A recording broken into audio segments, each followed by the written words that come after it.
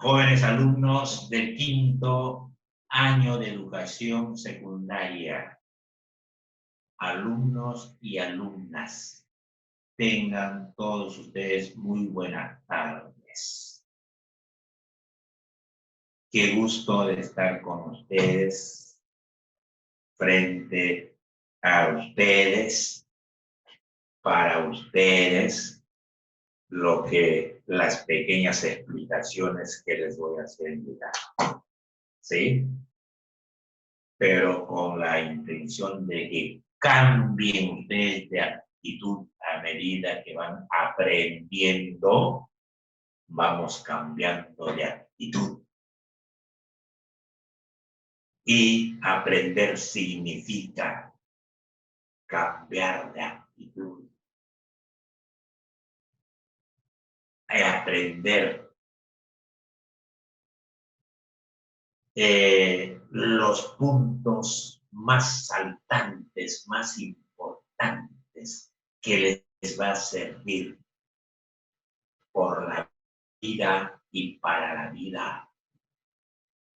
Muchos puntos, muchos aspectos que mis maestros en secundaria me enseñaron.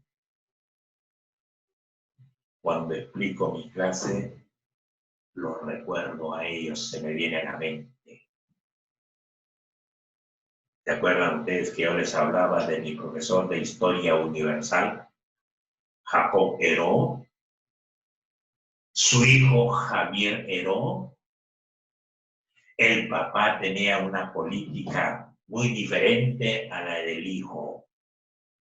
Y el hijo, ¿acaso no murió en el Valle de la Convención?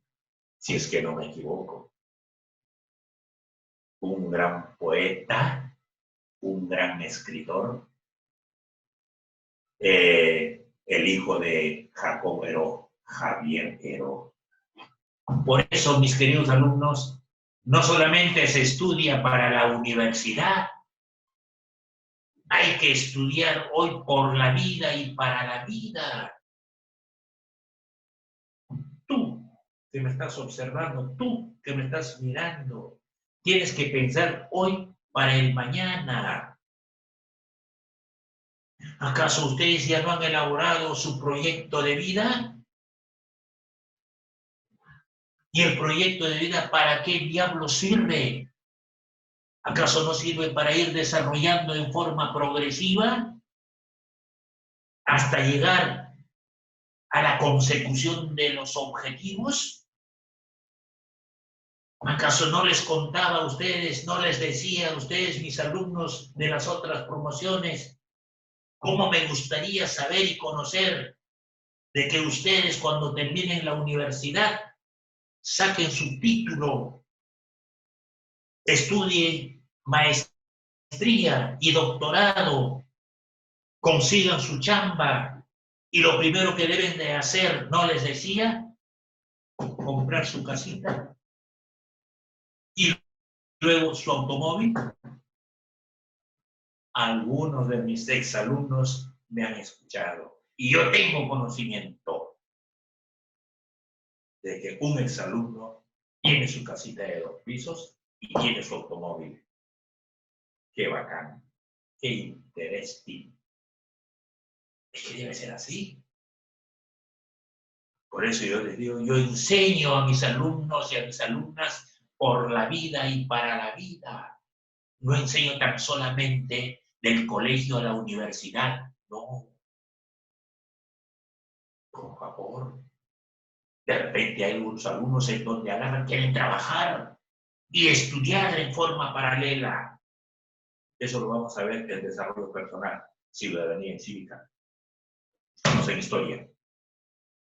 Y cuando hablo de historia, se me viene a la mente la figura de Jorge Basadre. ¿Y quién fue Jorge Basadre? Fue un gran historiador. Fue alumno de la Universidad de San Marcos. Fue catedrático de la Universidad de San Marcos. Fue decano de la Universidad Nacional de San Marcos. Y fue un gran escritor de la historia del Perú de la época republicana. Tiene 16 tomos de la historia republicana de nuestro país. ¿Acaso no agarró y dijo, ya no podemos definir la historia como antes? Sino la definición debe ser así. La historia es una ciencia social que nos permite recordar el pasado, vivir el presente y avisorar el futuro. Estoy recordando el pasado. ¿Quién fue? Jorge Basadre. Estoy viviendo el presente. Lo estoy hablando, lo estoy diciendo cómo debe ser la historia, cómo deben ser los historiadores hoy. Y proyectarse al futuro, cómo debe ser la historia mañana.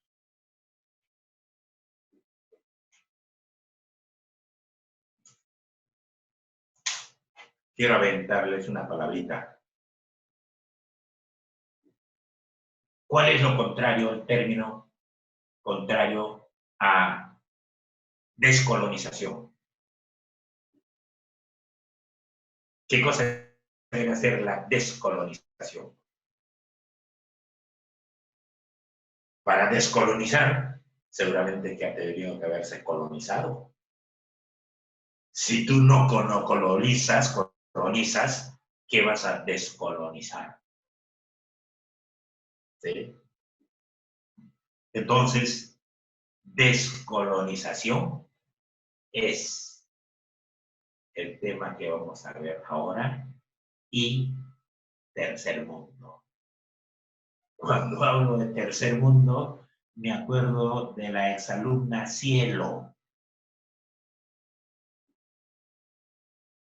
porque después de la clase, cuando hablamos del tercer mundo, en la clase siguiente se acerca y me dice, profesor,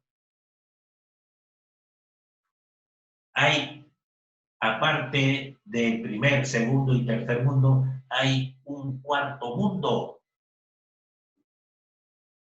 Hemos estado conversando con mi papá y él me dice que hay un cuarto mundo.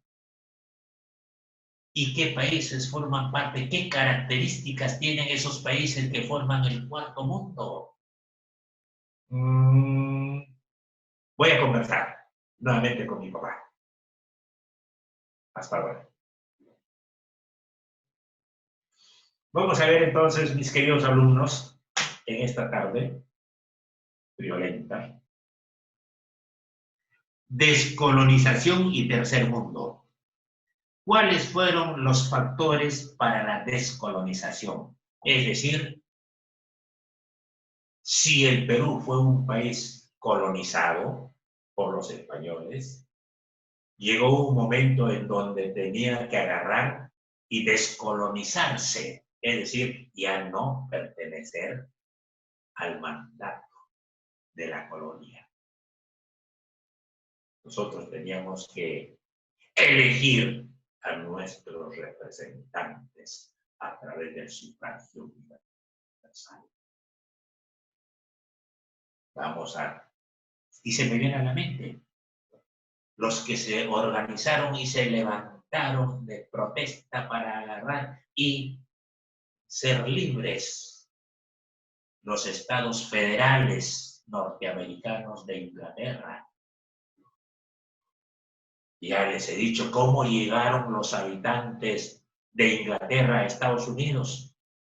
Fueron perseguidos porque no quisieron aceptar la religión anglicana y el Estado inglés los perseguía para encarcelarlos, ajusticiarlos, etcétera, etcétera. Y ellos tuvieron que cruzar el Atlántico y llegar a Estados Unidos para ocupar un espacio y empezar a colonizar, empezar a dedicarse a la agricultura, a la ganadería, a la industria, al comercio.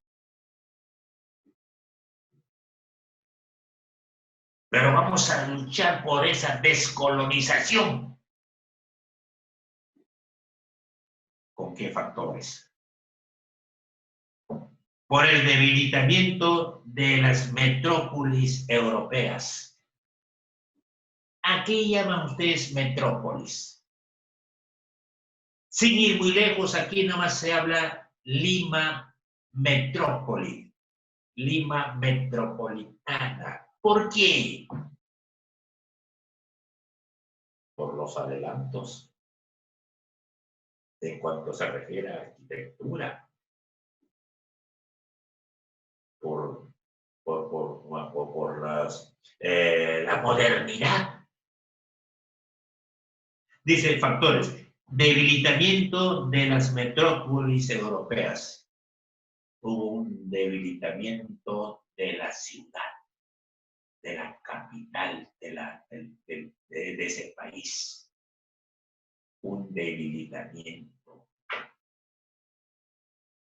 ¿Acaso Lima no se ha descentralizado y hay que darle responsabilidades a las regiones?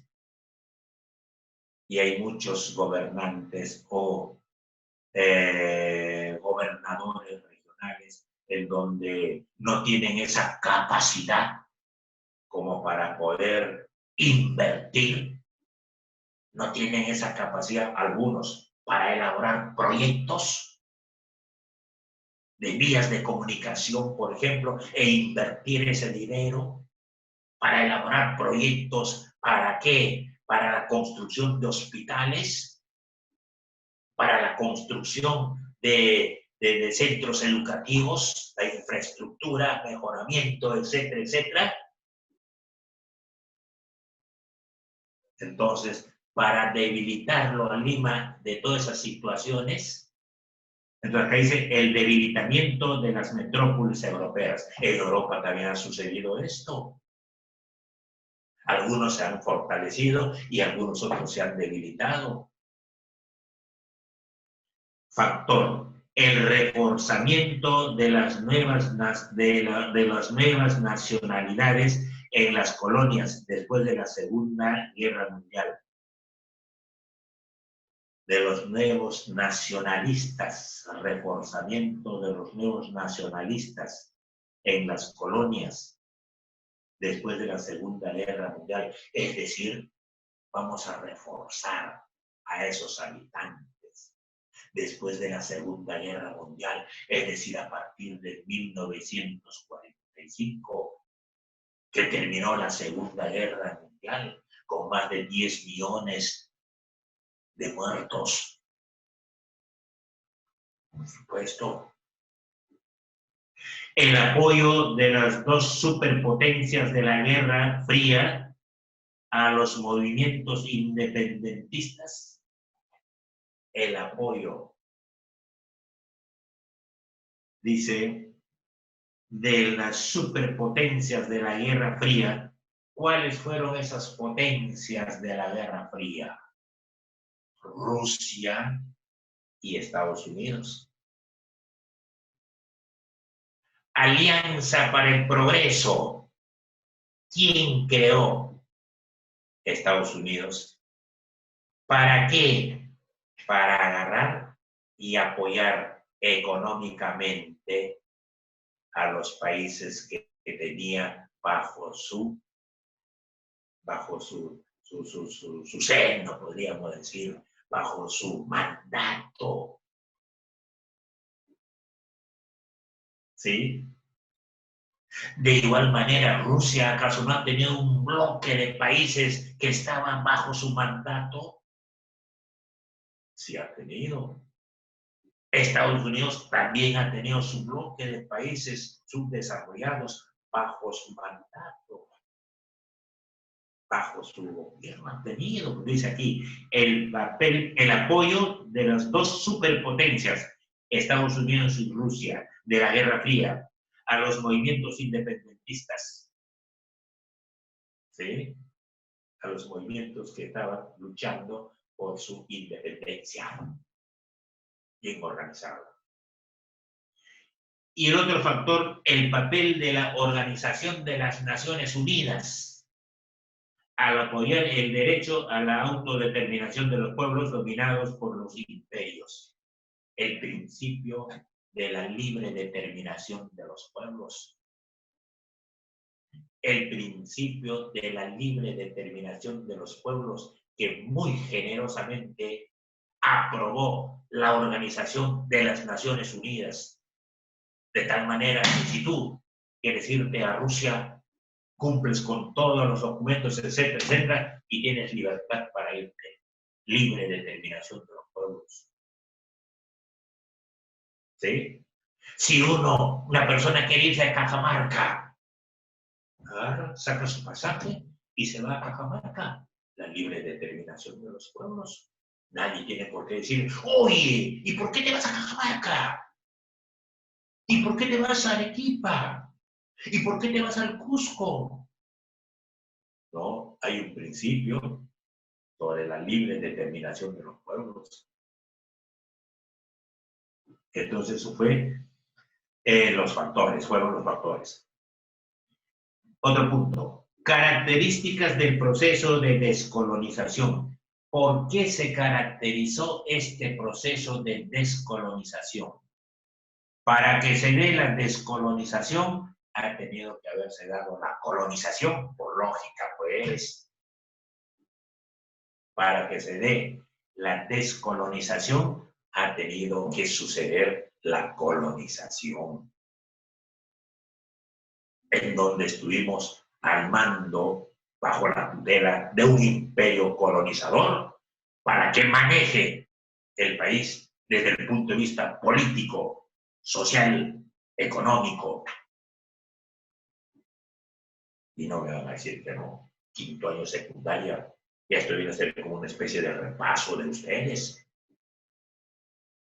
Sí, son chicos que yo siempre les he considerado a los quinto años secundaria, a ustedes, desde tercero que tuve a mi cargo, tercero, cuarto y quinto. Hay buenos muchachos, hay buenas alumnas, participan y dan una respuesta que alguna vez se sorprende al profesor. Eso es cuando una persona lee, es una persona culta, es una persona inteligente, es una persona moral, es una persona ética, etcétera, etcétera, etcétera. Características del proceso de descolonización. Tenemos una movilización independentista impulsada por un líder, respaldado por un partido político nacional. Claro, hay que independizarse. Esto lo manejaba muy bien en la época del virreinato.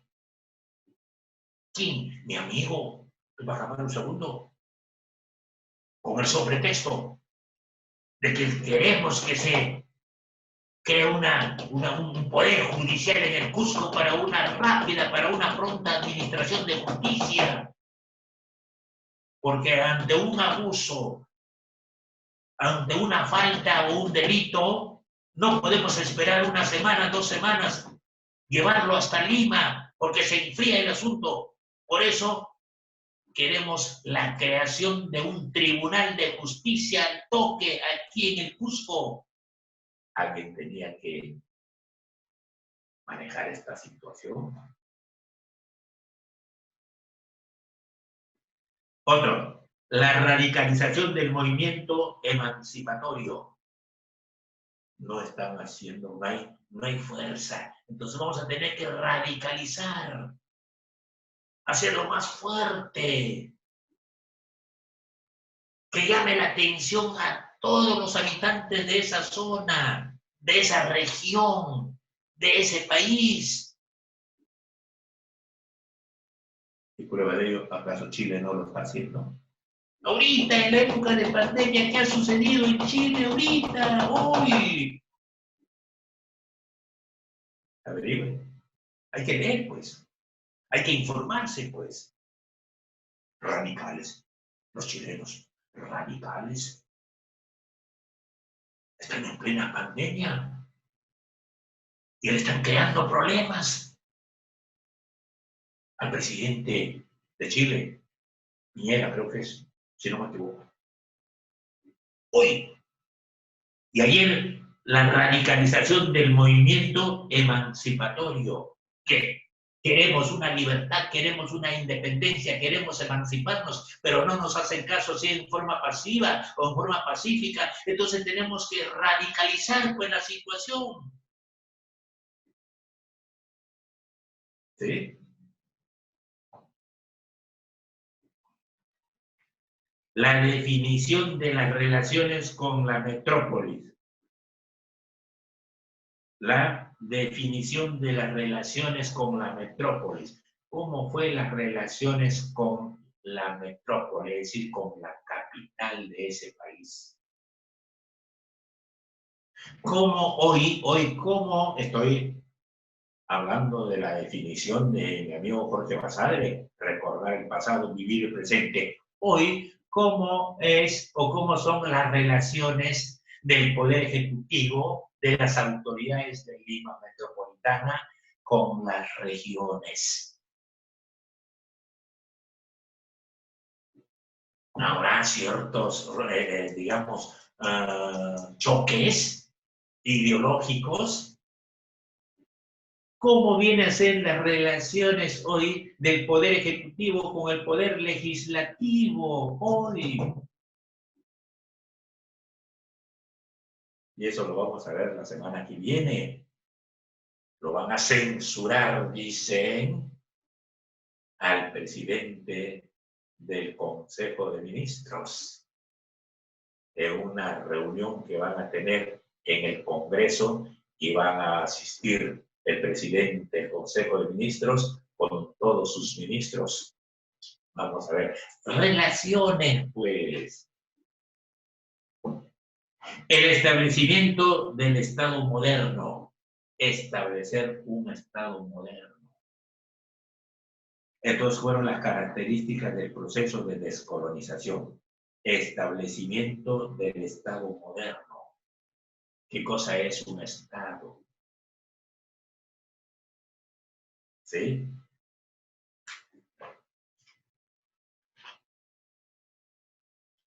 El tercer estado,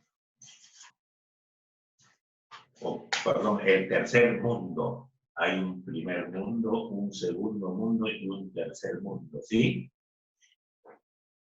El subtítulo es el tercer mundo. Pero para esto tenemos que referir algo sobre el primer mundo, luego el segundo y así sucesivamente. Tercer mundo. El primer mundo conformado por las potencias industrializadas capitalistas occidentales de Europa y América del Norte. Son países del primer mundo que estaban conformados por las potencias industrializadas. No les estoy diciendo Inglaterra, Alemania y Estados Unidos. Forman parte de países del primer mundo. ¿Sí? Europa y América del Norte. Europa occidental y América del Norte, Estados Unidos. Son países del primer mundo. Países desarrollados, países capitalistas. Capitalista y desarrollado gracias al aprovechamiento de los recursos naturales, del petróleo, de la minería, del algodón, de la biodiversidad de los países subdesarrollados o países en vías de desarrollo.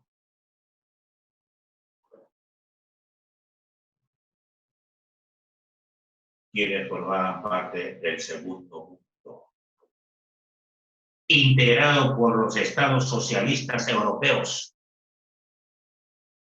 Quienes formaban parte del segundo mundo, los países socialistas europeos, aquellos que se dedicaban a la agricultura, a la ganadería, los obreros, países socialistas. Y el tercer mundo, países pobres o en vías de desarrollo del continente asiático, del continente africano y América Latina. Somos integrantes de los países del tercer mundo. Estamos en una situación de pobreza y pobreza extrema. Ahora con esta pandemia, la situación económica se va a empeorar. Hay países en el Asia donde sienten una tremenda crisis económica, país subdesarrollado, país, digamos, en vías de desarrollo, algunos otros. En África hay países, un solo estado, un solo país, me cuentan por ahí, que viven bien, una situación económica de regular para arriba, pero el resto hasta las caídas. Y América Latina,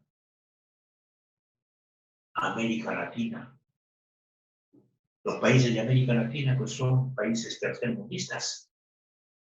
Chile, que está más o menos en vías de desarrollo. Brasil, más o menos en vías de desarrollo. Pero con esta pandemia han tenido que retroceder económicamente y están en una situación difícil dentro de ese aspecto. Claro. ¿Y nosotros qué? En una situación difícil. El sector salud siempre ha sido y es una debilidad. Es una debilidad. Los presidentes, los gobernantes nunca se han preocupado por mejorar esto. Los viejitos, los ancianos de 70, 80 años de edad haciendo cola en los seguros o en los hospitales desde las 2, 3 de la mañana. ¿Para qué? Para recibir un tratamiento médico. Llegan a la ventanilla a las 6, 7 de la mañana. Agarra, señorita cita. ¿Para qué? Para esta enfermedad. Señor, ya tienen ya 32 inscritos y el médico no puede atenderla más. Señorita, pero estoy haciendo mi cola desde las 2 de la madrugada. Así es, pues, señor, ¿qué vamos a hacer? ¿Cuántos años tengo? 80 años, 70 años, 60 años. No quiere, pues. Así no es, pues. No dice que la tecnología y la ciencia está que avanza. Y algunos otros viejitos van a llegar a la ventanilla y se desmayan. No puede ser, pues. Ay, Dios mío. El segundo mundo integrado por los estados socialistas europeos y el tercer mundo países pobres o en vía de desarrollo de Asia, África y América Latina. América del Norte, está fortalecido Estados Unidos, pues, y al frente tiene Inglaterra. Antes fueron primos hermanos, ahora se han enemistado.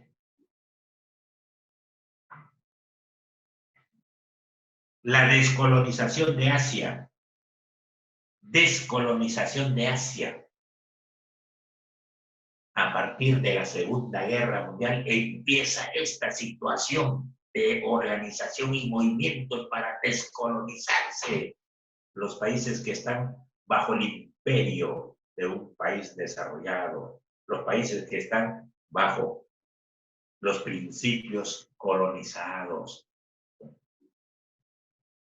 La India de Inglaterra se independizó de Inglaterra en 1947. ¿Ya ves? Inglaterra tenía, pues lo manejaba ese país. Ceilán y Birmania se independizó en 1948 de Gran Bretaña. Gran Bretaña, Inglaterra, pues.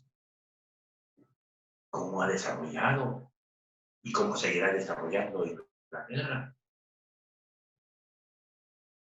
Gracias a su primera, segunda y tercera revolución industrial, que hizo un efecto multiplicador su primera revolución industrial, porque llegó a Alemania, llegó a Rusia, y en la tercera llegó a Estados Unidos. ¿Cómo son esos países ahora?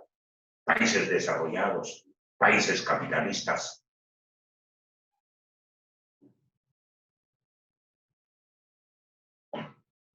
Malasia, en 1957, su independencia. Indonesia, 1949, de Holanda.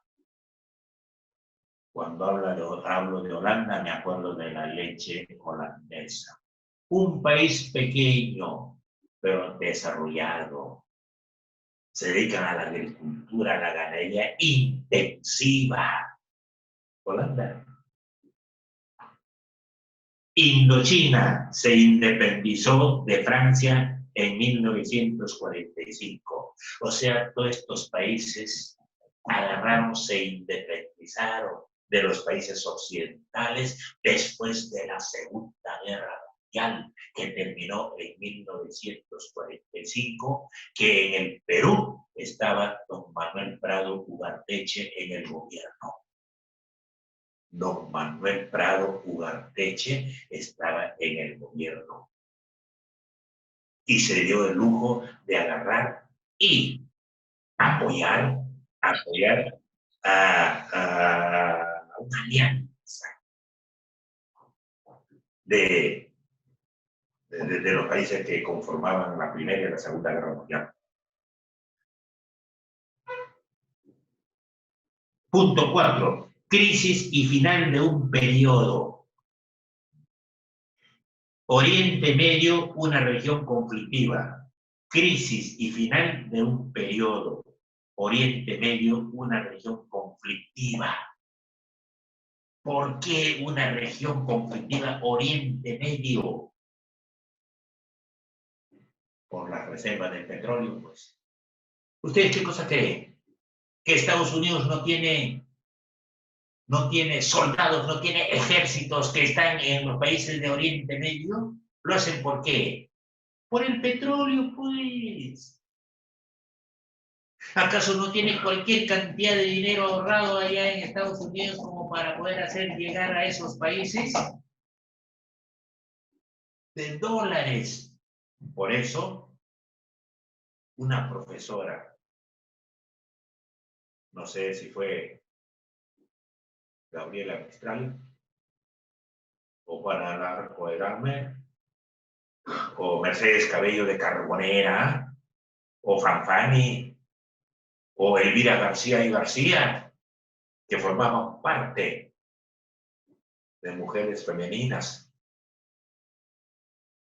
Agarró y dijo: Estados Unidos, en vez de agarrar ese dinero que tiene para destinarlo allá a Medio Oriente, a los soldados que están allá en Medio Oriente, ¿por qué no lo destina a los países subdesarrollados de esta parte del continente para agarrar y mandar construir escuelas, para mandar construir vías de comunicación? Eso es lo que dijo una de ellas, y tenía toda la razón. Dar el dinero allá, ¿para qué? Para que estén cuidando el petróleo y obtener sus derivados. Por eso dice acá, la región tiene las reservas de petróleo más grandes del mundo. Oriente Medio tiene esta región el petróleo más grande del mundo. Sí. Por eso invierte cualquier cantidad en Estados Unidos. 2. La desmembración del Imperio Otomano después de la Primera Guerra Mundial. Desmembración. ¿Qué entiendes tú por esta palabrita? Se ha desmembrado, se ha debilitado, se ha tenido que hacer una nueva redistribución del espacio, etcétera, etcétera, del comercio, etcétera, etcétera. La desmembración del Imperio Otomano después de la Primera Guerra Mundial. Sus territorios se repartieron, desmembrarlo, pues. repartirlo, debilitarlo. Sus territorios se repartieron entre el Reino Unido y Francia. Reino Unido, Inglaterra, ¿ya ve? Y Francia se repartieron su territorio del Imperio Otomano. La confrontación entre los nacionalismos árabes y judíos. Había una especie de enfrentamientos, de confrontaciones entre los árabes y los judíos. Por eso ha ido desmembrándose y ha ido debilitándose desde el punto de vista político, social y económico. Otros hechos. La creación del Estado de Israel. En 1917 se creó el Estado de Israel. Las guerras árabes israelíes, como la guerra de 1948, después de la Segunda Guerra Mundial. La guerra de Suez en 1956, después de la Segunda Guerra Mundial. La guerra de los 6 días en 1967, después de la Segunda Guerra Mundial. Y la guerra de Yom Kippur en 1973, después de la Segunda Guerra Mundial. La crisis de la década de 1970. 1970 había una tremenda crisis. Los inicios de la integración europea, 1951, y el bloque comunista. Rusia tiene sus países que los manejaba a partir de la Segunda Guerra Mundial. Estos países que los manejaba han ido organizándose para independizarse de Rusia en forma progresiva. Eso es lo que ha sucedido. Ahora Rusia está debilitado porque muchos países que manejaban Rusia eran países subdesarrollados. Ahora se han independizado y tienen sus propias autoridades que los eligen a través del sufragio universal. Tienen un país con sus 3 poderes, poder ejecutivo, legislativo y judicial. Tienen sus propias normas, su propia constitución. Poco a poco, esto se va haciendo una realidad en los países que formaban, que manejaban estos países capitalistas, estos imperios. Eso es lo que dice la historia. ¿Sí? Así como Estados Unidos tiene países que lo manejan también. Si queremos un préstamo, seguramente que vamos a tocar las puertas al Fondo Monetario Internacional. Y el Fondo Monetario Internacional nos va a decir, ¿para qué quieres préstamo? Para la construcción de hospitales, para la construcción de vías de comunicación, carreteras. ¿Cuánto quieres? 100.000 millones de dólares. Muy bien. ¿Pagaderos en cuántos años? 50 años. Muy bien. Se entrega al Ministerio de Economía y Finanzas del Perú y ellos nombran a un supervisor para que agarren y fiscalicen, supervisen si ese dinero lo están invirtiendo en la construcción de hospitales, en la construcción de colegios y en la construcción de vías de comunicación. Y si no lo invierten, olvídate del préstamo. Para la próxima te ensartaste porque no te vamos a prestar. ¿Por qué? Porque el dinero que se te ha prestado lo estás invirtiendo en otra cosa. Lo estás invirtiendo como para poder agarrar y gastar para tu reelección presidencial. ¿Podría ser? Sí. Muchas gracias. Vamos ahora con las preguntas. Primera pregunta. ¿Qué entiendes por colonización y descolonización? Eso es fácil. Quinto de secundaria, botadísimo. ¿Qué entiendes por colonización y descolonización? 2. ¿Por qué a los países subdesarrollados se les llama países tercermundistas? ¿Por qué a los países subdesarrollados se les llama países tercermundistas? Y 3. Explique el término bloque comunista y bloque estadounidense. Explique el término de bloque comunista y bloque estadounidense. ¿Qué entiendes tú por esos términos? ¿Sí? Bien fácil. Hay que trabajar, hay que desarrollar y hay que leer y hay que estudiar. Leer para que tengas una cultura amplia. Para que tengas una cultura amplia. Y estudiar, ¿para qué? Para ser promovido de grado, promovido de año, porque ya te espera con los brazos abiertos la universidad donde vas a postular. Perfecto. Chao.